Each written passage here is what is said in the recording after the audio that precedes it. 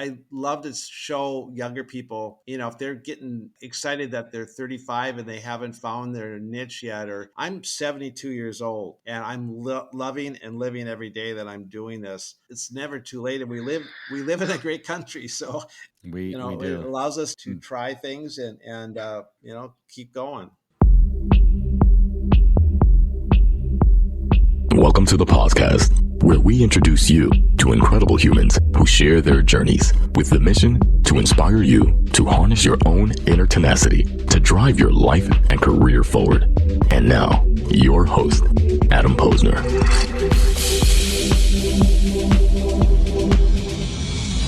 Hey, everybody. Welcome back to the podcast, where I bring the best and the brightest from the world of business, marketing, and personal growth to help you harness your inner tenacity and drive your career forward. Folks, my guest today on the podcast is Tom Schaeppi, the first father-son combo that I've had on. I had his son Joe on. You can check it out. It was a tremendous conversation. And Tom and I were just talking about what a proud dad he is. But more about Tom. He's a vet of the marketing and ad industry, and as a consultant with an emphasis in sustainability and outdoor companies with 25 years of overall experience in traditional and digital comms. He's now on a new mission with Lost Woods Whiskey, a premium American single malt whiskey that has secured a prominent place in the world of spirits and emerged as a champion for the outdoors and an advocate for climate change solution.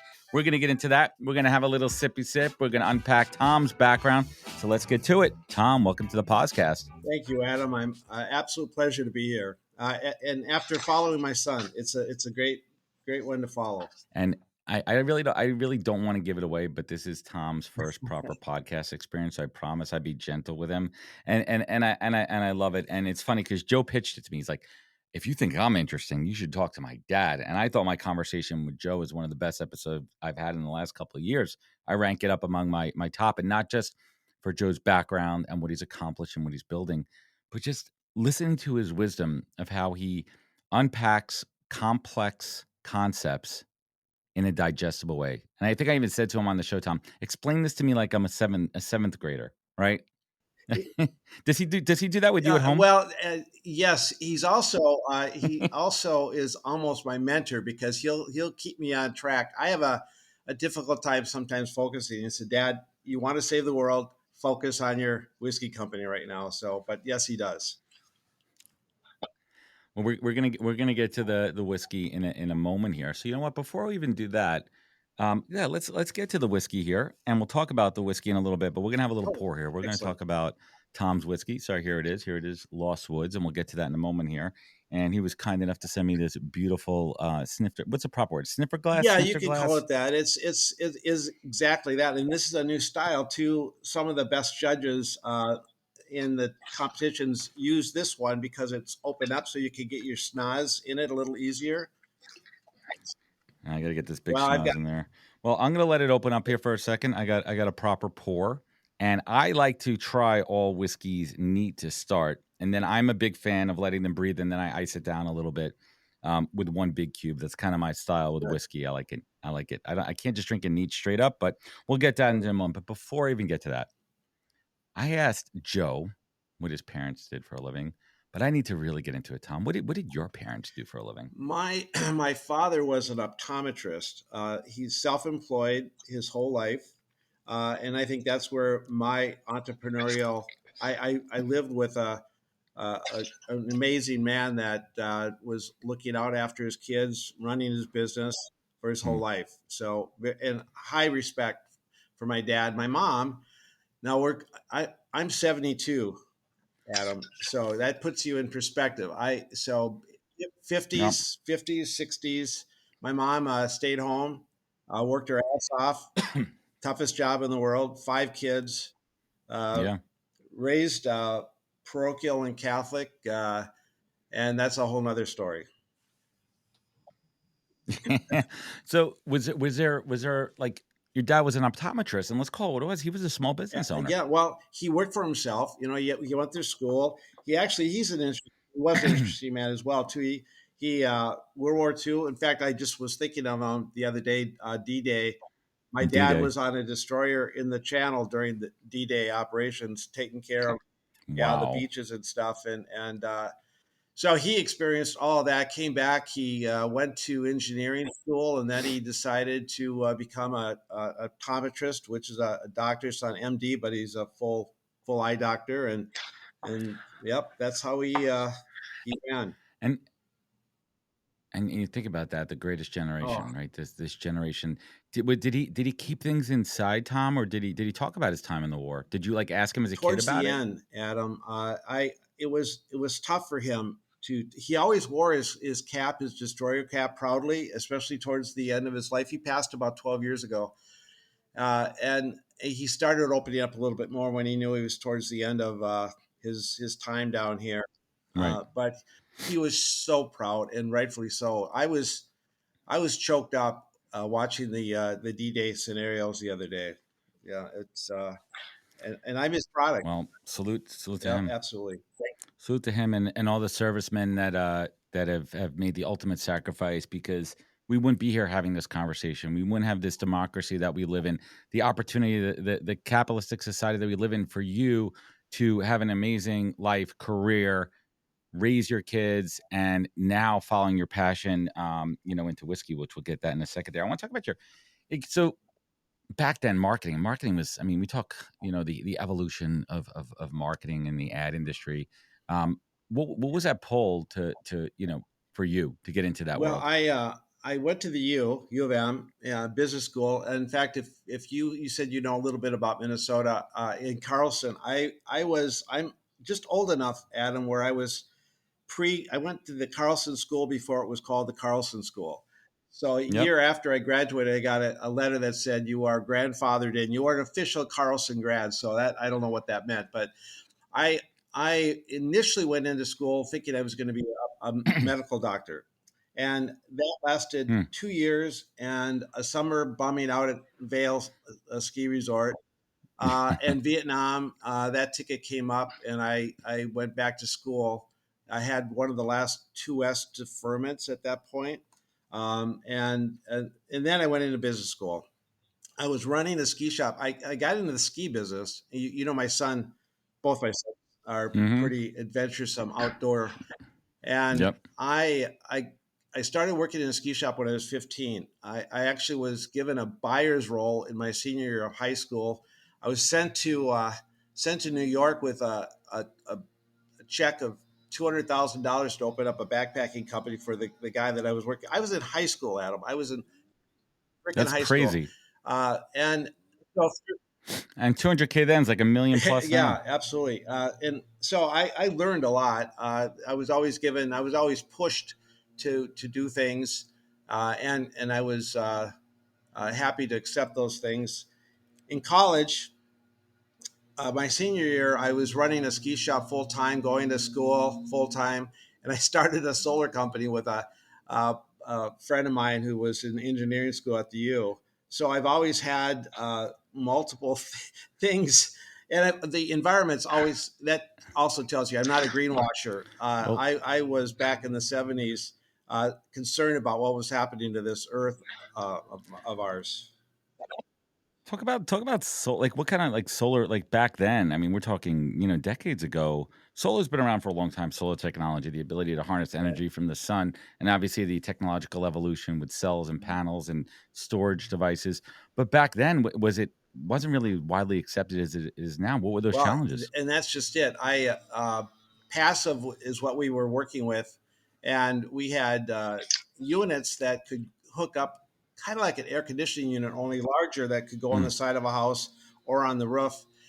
We weren't getting anywhere, Adam, and we wound Hmm. up doing solar for swimming pools. And I remember being up on the roof of this beautiful, huge house, and I said to my partner at the time, "Fuck this! This is not doing anybody any good."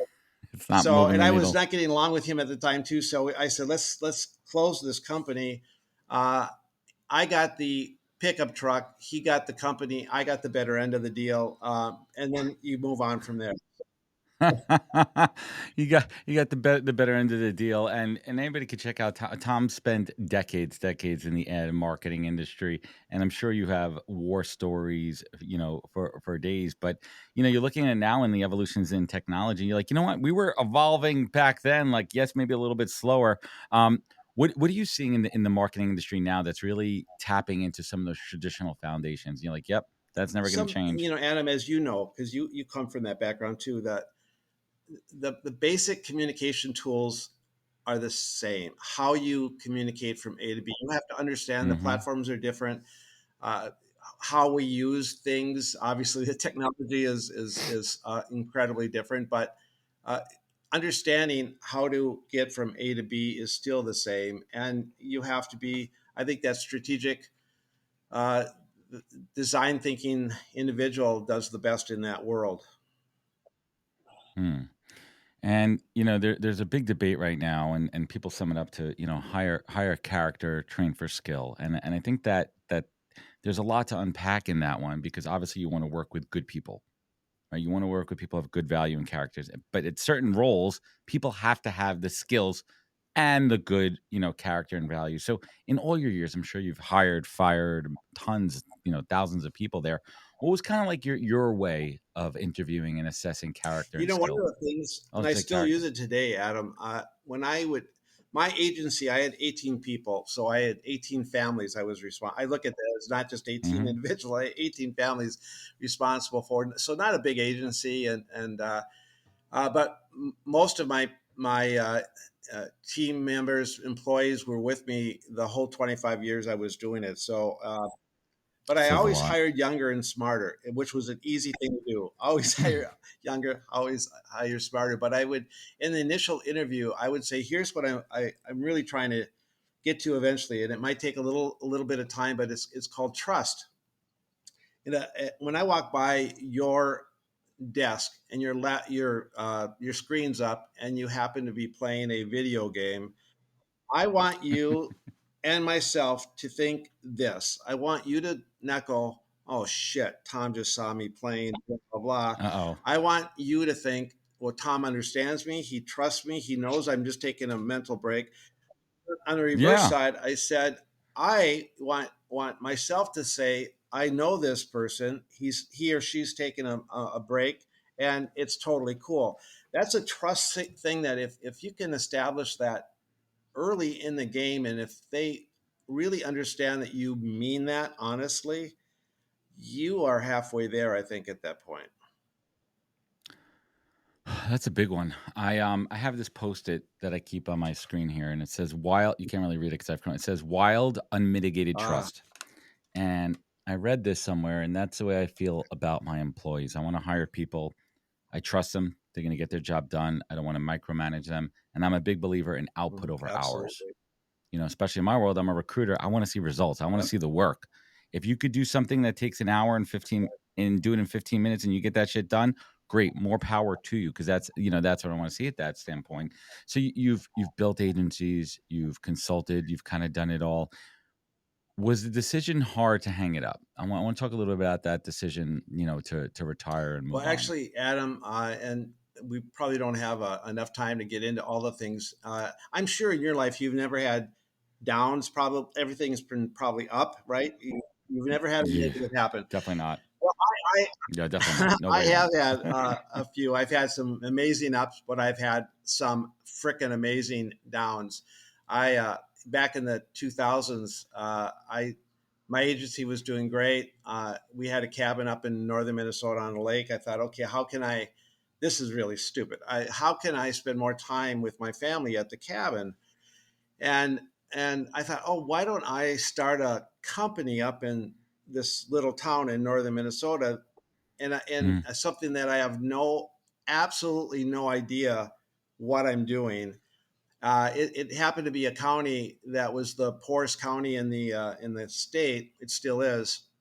And I thought, geez, if I could bring some second tier jobs up there, some little bit paying right. jobs, and hire the right people, I can. That was the worst. That's my PhD. I never got my PhD, but that was my PhD learning curve. I lost a ton. I lost the business. I lost a ton of money. Mm. It kind of forced my Well, hand on my agency. My agency was doing great all the way through. Uh, I've had and so that at that point I was a little. That was 13 years ago. I was pretty mm, tired and pretty burned out. I just was going through a divorce. Mary and I are friends right now. Joe's uh, and Nick's mom, great lady. Um, but life happens, and so right. and my father died right then too. He passed away, so I had There's a lot all going this all on. this stuff happening, and I said, the responsibility of having families, employees under I said, I'm just going to be a consultant for a few years and find the next thing that I want to move on to, that I can really fulfill what I want to do, create something, and give back. So I started that journey 13 years ago. And we talked about it earlier. Life happens, for us, not to Hmm. us, right? And when you kind of think about that, and listen, I've had a rough couple of years, a lot of stuff going on. The downside of business with the market and trying to rationalize that and thinking about my long term perspective. But it puts things in perspective, and you think about your mission, and you think about your why, and you're dealing with these life challenges and what's next. I mean, we go through these seasons of our life, and I'm starting to realize that too. I just turned 45, and I'm realizing seasons. I'm realizing with kids and life and changing, and you start to think things about differently as you get older. And my older friends and my relatives, they're like, "Yeah, that's called life. That's what's gonna happen to you." And it's all part of the journey. So let's get into this bottle right Ah, here. Let's get into this. Where did you always have a passion for spirits? Like let's talk about the origin story here. Were you having a drink with your son, your buddies, and you're like, you know what? I want to give this a so shot this here. goes back all the way to some backpacking trips. Both my parents were Scotch drinkers. What you have in your hand here is an American single malt whiskey. It's basically a Scotch, 100% malted Mm-hmm. barley, 88 proof. So uh, I have always loved single malt, non-peated single malt. Yeah, I don't like Irish whiskeys. I'm not. I love Scotch. I love bourbon. But for me, Irish whiskeys, if it's a really high quality Irish whiskey, I could get into it a little bit of the peaty stuff, but it's not my cup of tea. I'm not a Jameson. I'm not a Tullamore Dew. I don't like the Irish whiskey, so this is my style right Awesome. here. Well, so my parents were I know what I like and I know what I don't like. my parents were Scotch drinkers. In fact, my mother passed away a couple years ago, and I'd see her. I tried to see her every Sunday, and she would call me up a day or two before, and she said, "Tom, I'm running a little low on my brown water. Can you bring me another bottle of brown water?" I said, "Mom, of course I can."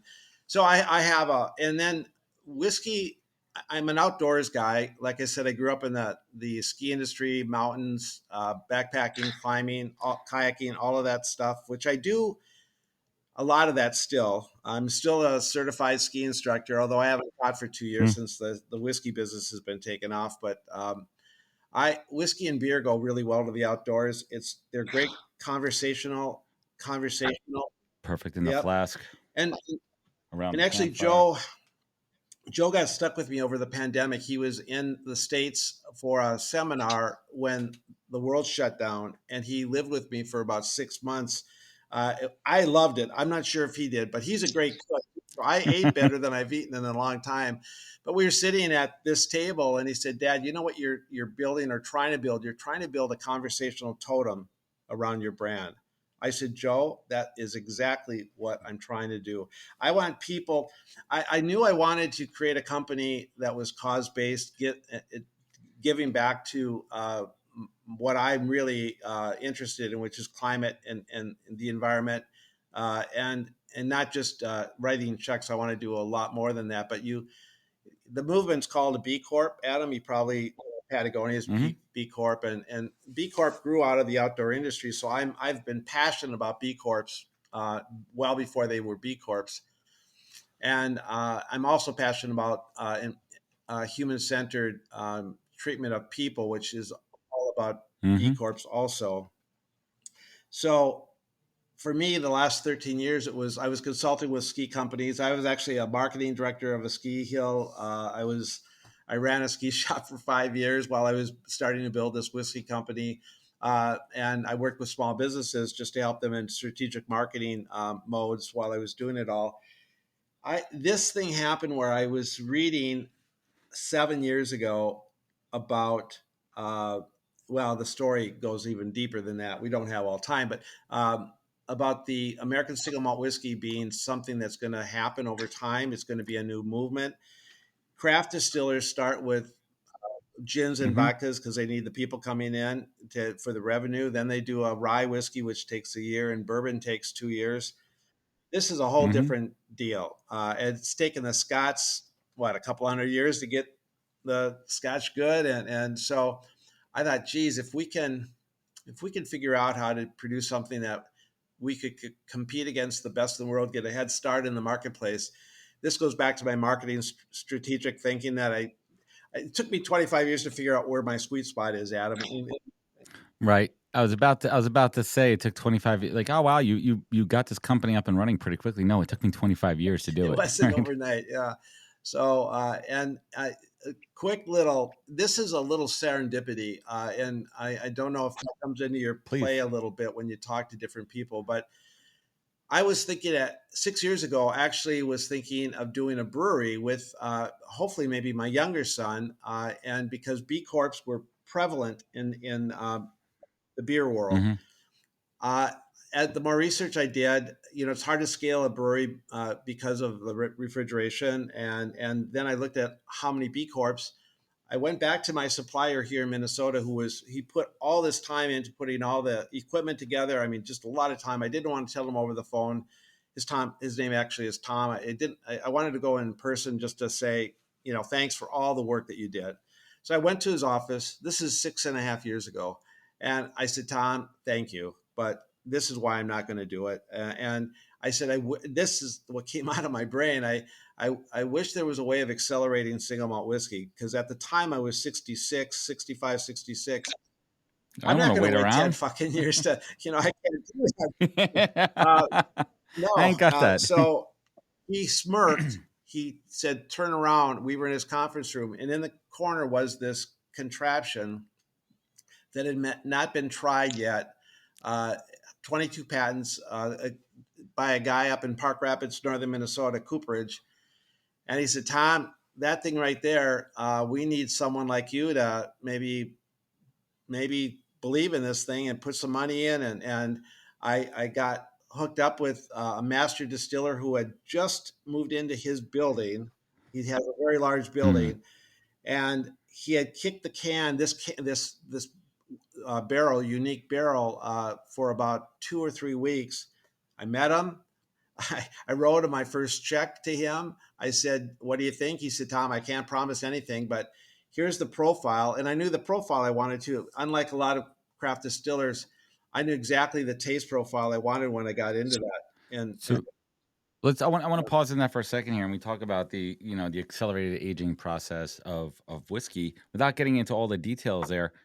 How does that work? How do you speed up the? It's kind of like Back to the Future, the time continuum transfunction, or how do you speed that up? well, there's a couple things, and the main one is exposing the inside of the oak staves to the liquid.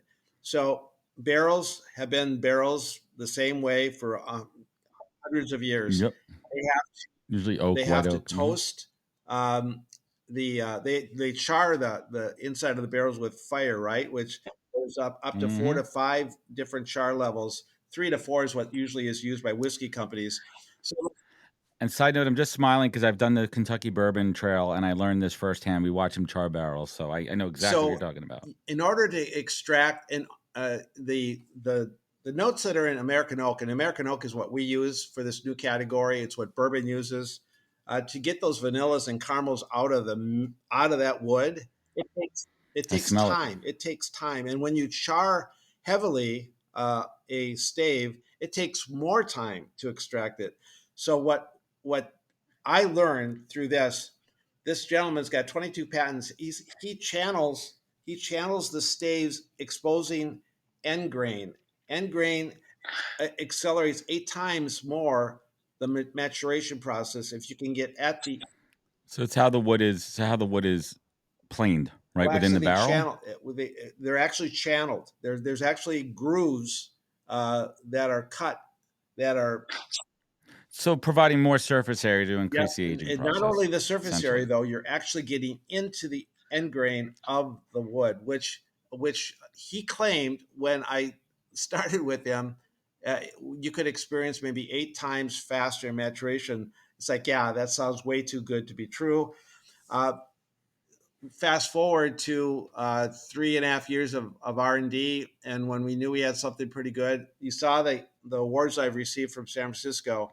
I asked all the bartenders that I knew in town here and the liquor store owners, was there any competitions out there, tasting competitions that were legit, that weren't pay for play, that you guys Yeah. actually look at? And every single one said the only one is San Francisco World Spirits Competition. It's a blind tasting. You're against the best of the world. It takes the bias completely out. I said, okay, I'm from Minnesota. Just tell me, should I be doing this? I still hadn't even incorporated yet. I still was going down this path to see, is this something I really want to put into?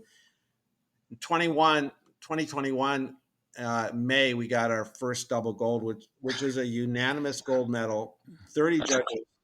judges had to say blindly that it was a gold medal, and we beat 10, 12, and That is 15-year-old single malts from around the world. Hey, everybody, I want to talk about a product and platform that I absolutely love and our latest sponsor, Interseller, the prospecting and outreach platform of choice for recruiters and sellers. Whether you're doubling down on business development or recruiting talent, Interseller does all the heavy lifting of finding contact data, automating the email and follow-up process, and syncs all that rich data into 20 plus CRM and ATS platforms. Reach out now and get going on a 2-week free trial and let them know you heard about it from Adam on the podcast today. Check out the link on the website. Appreciate it.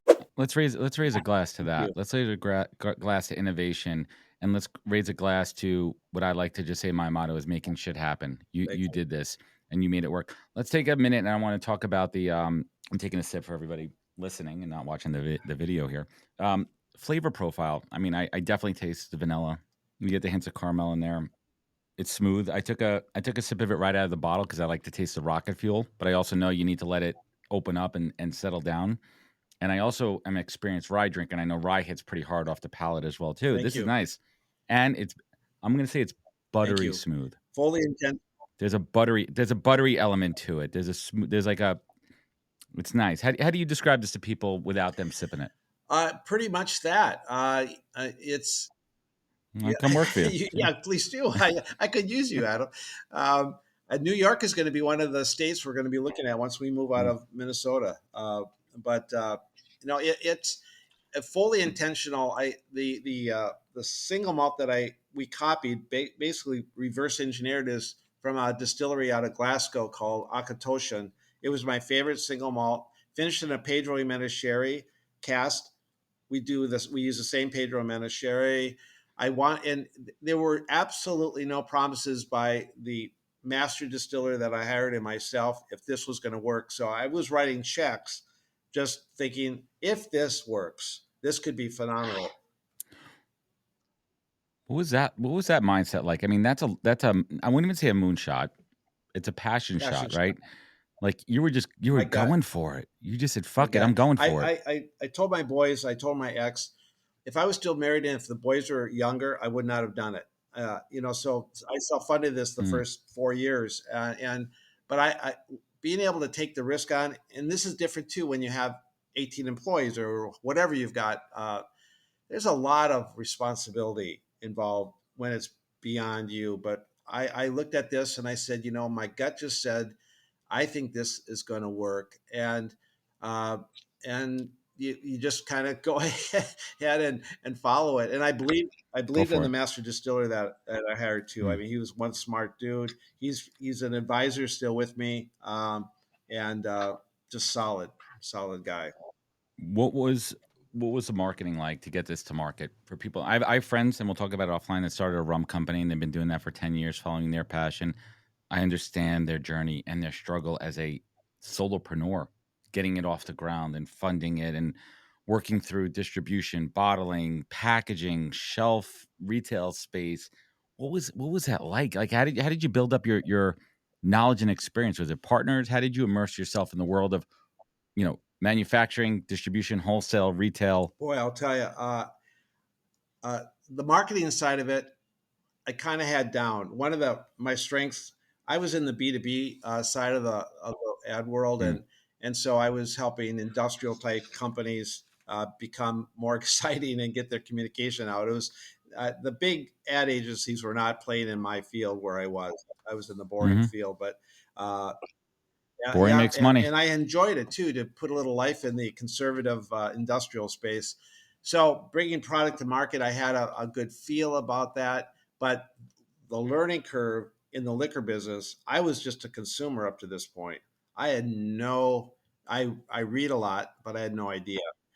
hmm So it's getting the right people. Right now, I've got an amazing advisory group. One of the individuals is he's an ex Diageo mergers acquisition. He lived in UK hmm for 12 years, and I entered into the Minnesota Cup 2 years ago, University of Minnesota entrepreneurial category. It forces you have to have sales less than $1 million.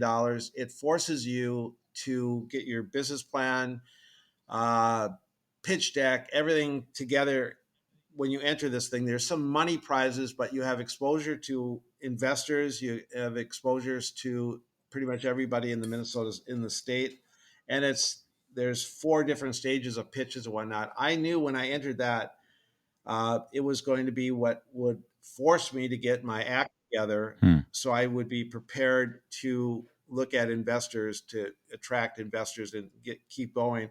We wound up being a semifinalist. We made it all the way to the end, and I was at McNamara Center at the U with 2 bottles on the table, and Joel, the Diageo guy, who happened to be a mentor with the company that won, came by. He said, "Schaeppi, I've been watching your videos, watching your pitches. I love everything you're doing. I love the environmental side. You're in a brand new category that is going to blow at some point." And he said, "Would you like an advisor?" And you'll appreciate this. Literally a week before this, my son Joe said, "Dad, you've got to get a real advisor. You you've got good friends, and they're doing good by you." You're doing right by you, but you need someone And who's then gonna this lead the guy way. just kind of walked in again, kind of a serendipity. Serendipity. Yeah. I love it. Let's talk a little bit about the environmental. Let's talk about the bottle first. Beautiful. I assume this looks like some recycled paper here. If I'm looking at the bottle itself, right? Am I Well, right on this one? The okay. label. Here's yeah. So Let's talk the about this. the name obviously is Lost Woods. The bottle's recycled.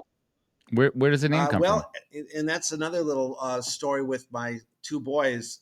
There's a tract of land up in northern Minnesota called the Lost 40. Northern Minnesota provided all the huge oak, white pine for building the 5, 6, 7 state area up here back in the late 1800s.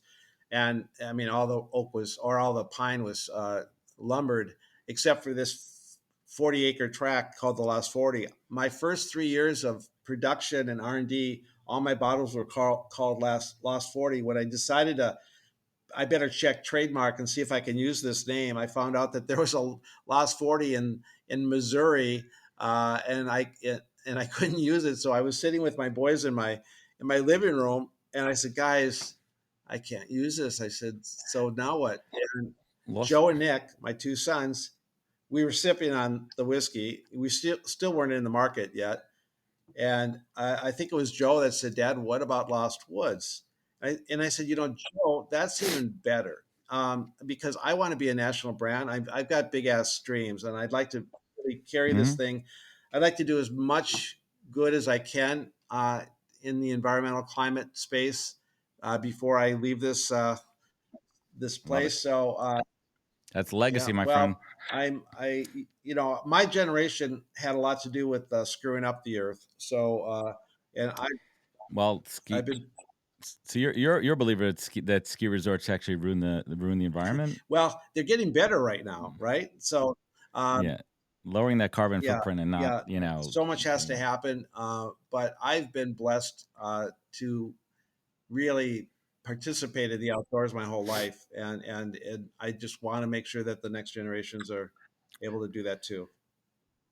And you're doing it. Let's read the label here. 1%. Lost Woods was founded on a passion for bringing people together in the great outdoors. We're committed to giving back 1% of sales to the natural environment in hopes of continued gathering in places we love. Where does that 1% go to? Right now, and I'm going to hopefully multiply this to every region I go to. So we're relocating up to the North Shore.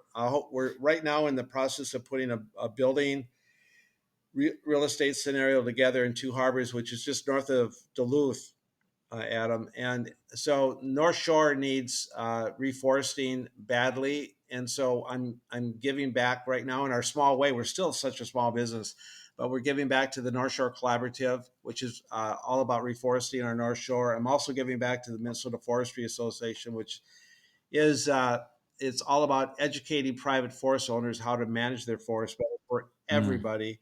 I'm looking for the third Love leg it. of my stool. I want to also look at urban forest organizations. That the urban centers are the last to get any benefit from anything, and I want to get that third leg. So when we go to New York and we distribute in New York, I'll find three similar type organizations that I'll be able to give back. So the tag on the bottle, our advertising marketing will be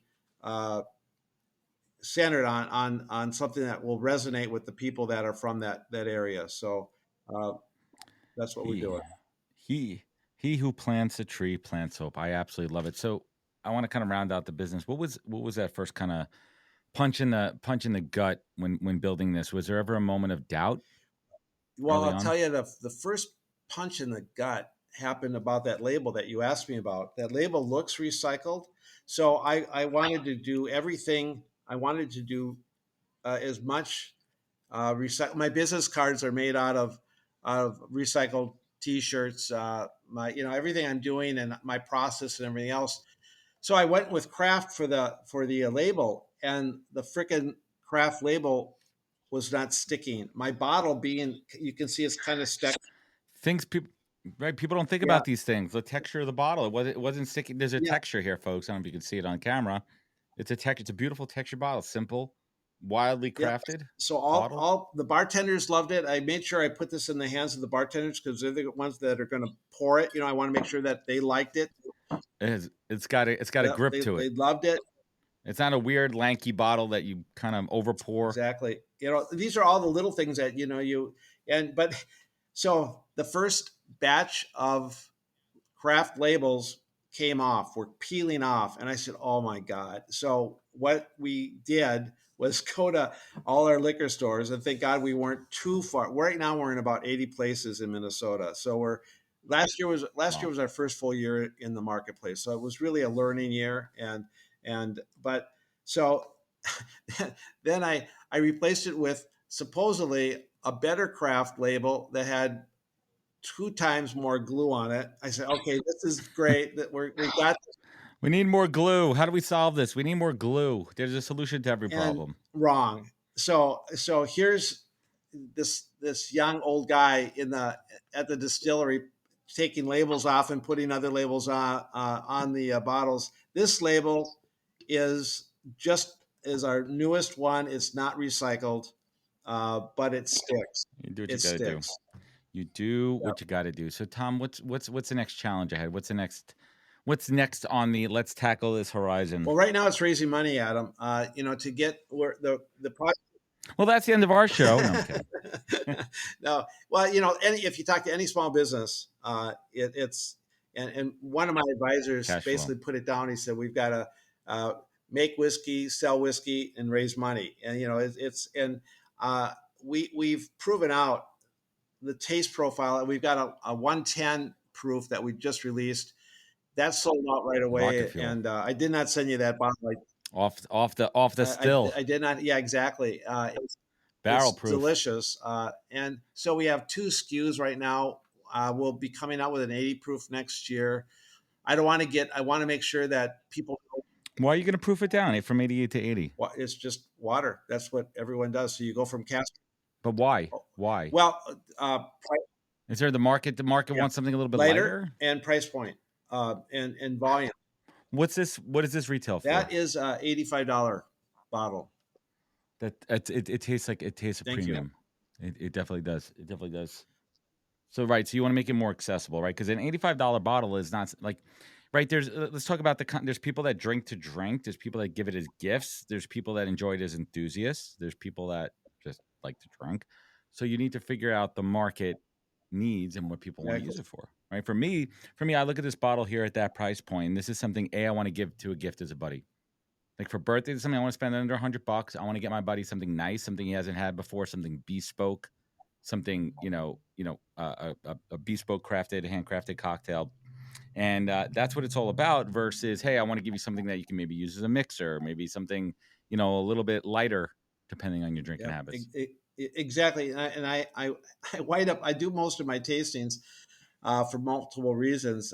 It's my own little mini focus groups, but I always tell people before they take a sip that it is a sipping whiskey, to not just put it down quick. So You don't shoot whiskey. Yeah, if you want that to something called Jack Daniels, go for it. exactly. And I've had so many people, Adam, that's friends of mine that are retired that said, "What are you doing this at this point?" And one of the things I've thought about is I love to show younger people, if they're getting excited that they're 35 and they haven't found their niche yet, or I'm 72 years old, Adam, and I'm loving and living every day that I'm doing this. And Love it. it's never too late, and we live in a great country, so We it do. allows us to Mm. try things and keep going. So what's the vision here? What's the long-term plan, Well, man? I want to be a national brand, but I'm trying to be very smart about brick by brick. But we get the distillery up and running by the fall of next year, and we go to some states like New York and Colorado and California, and then we grow from there. And I want to give back as much as I can, and I'd love to start a foundation once we have enough to really make sense. And I see myself really enjoying that part of the journey where I can really uh, work with just different organizations and let someone else run the whiskey company. I love it. Tom, let's bring it home here. How do you define legacy? What do you want? How do you want people to remember you when your time has come? That's really a great question. I haven't thought about it. A few people have been throwing that out at me lately. This is not about me. My immediate family is what's most important to me, and then what I leave on this earth. So if my name is connected or not connected with it, I just want to know when I check out that I did the best I could uh, to contribute to this beautiful human race. I love that, man. And Tom, what is that single greatest piece of advice that you've received that you take action on every day of your life? This has been something that was told by a mentor, friend of mine years ago, and we were talking about passion and work, and he never understood uh, the phrase "Thank God it's Friday." um, to each their own. I try not to judge. I try not to. Everyone's doing things differently, but I taught this to my boys too. I passed it on to my boys, and I pass it on to whoever I can. But thank God, when you say that, it means that you just gave away 5 days for something that, and I, it's so precious. It's so precious to give away any of that time. Do we have to do some things we don't like? Yeah, of course we do. But that's something that I've lived with my whole life, and my boys are there, and hopefully other people will be too. Stop living for the weekend, right? Stop living for the weekend. Live every day. And it's funny you say that because I'm thinking about it too. And I don't think the thing I love most about the weekends is the ability to be with my family and my kids and everything. But I don't think of it as like, oh my God, I worked all week for nothing. Like that's not the right mentality. And I think everyone listening needs to think about that perspective. And I'm gonna Spin that clip up. I want everybody who's listening to let that one sink in. So, Tom, this has been a fantastic conversation.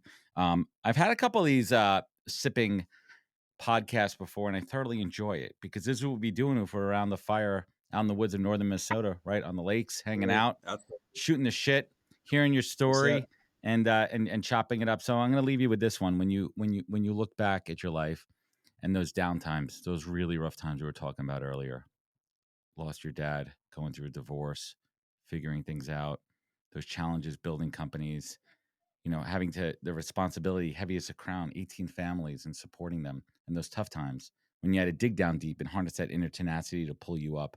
And in this moment, Tom, you sit here with respect, gratitude for this life that you created, this legacy that you're building, these two amazing kids that are changing the world out there, this whiskey that's changing the taste palette. What is your focus? What is your beacon? Tom Schaeppi, what is your North Star in life? Gratitude. Gratitude is my North Star. I live by it every day, and it helps through all those down times. I get through it. I might be on it a little bit for a minute or two or a day, but I just learned something when I did that, right, Adam? I just went through something. I went through hell for whatever I did, and I'm hopefully a little wiser and smarter because of it. So I'm grateful. I'm grateful for every minute I have. I love it, and I'm grateful for you spending an hour with me and my audience. This is delicious. We're going to cheers to you, Tom. We're going to cheers to your continued success. I want to thank you so much for joining me on the show. I want everyone to check out Lost Woods Whiskey. Very easy website, lostwoodswhiskey.com. Where are you shipping to these days? That's right now we're just in Minnesota, but I am working on being able to get to about 39 to 41 states. And I hope within, the liquor laws are crap. Yeah. Terrible. So I'm hoping within the next month to 2 months, I'll be able to ship to consumers through an outlet here in town, and then we'll move to states from there. But just keep in touch, right? Keep in touch. I love it. Everyone, check out Lost Woods Whiskey. It's fantastic. Tom, hang with me for one moment here. Thank you so much for your time. This has been an incredible conversation. I love your story. I love what you're building and this legacy that you're leaving behind. Everyone out there, if this show resonated with you, leave a review rating. It goes a long way. You know how to find out more. All of our social media channels. Check out thepodcast.com. Follow us on Instagram at NHP Talent. Remember, be good to yourself, be better to others, and catch us next week for another great episode of the podcast. Take care, everybody.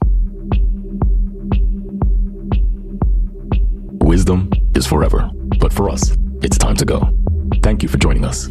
Luckily, we'll be back with our next episode soon, jam-packed with more incredible humans. Thank you for listening, subscribing, and sharing. To join the conversation, search the podcast on LinkedIn. And to catch up on past episodes and more info, please visit www.thepodcast.com.